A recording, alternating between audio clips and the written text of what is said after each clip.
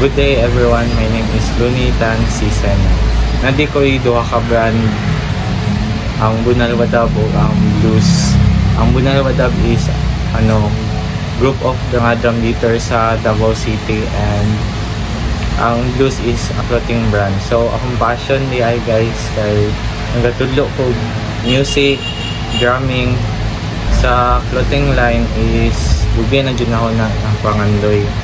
Tapos nadayon siya tong second year pa ko, tapos na-stop siya kay nag-focus ko sa drumming, nag-invest ko mga gamit.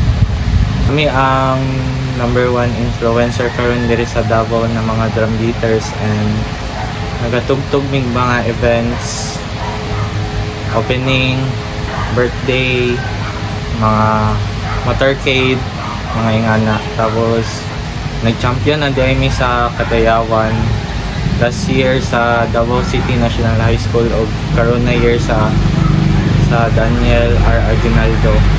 Nagadayo po may sulit sa Mindanao like Jensan, champion po may drum beats competition dito.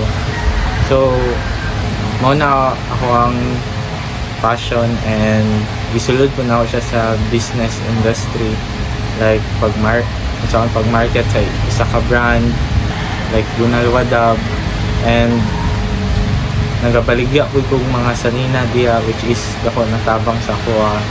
And that's all. And again, my name is Looney Tan Sisena. Please follow and like Bunal Wadab and Blues clothing brand. Thank you.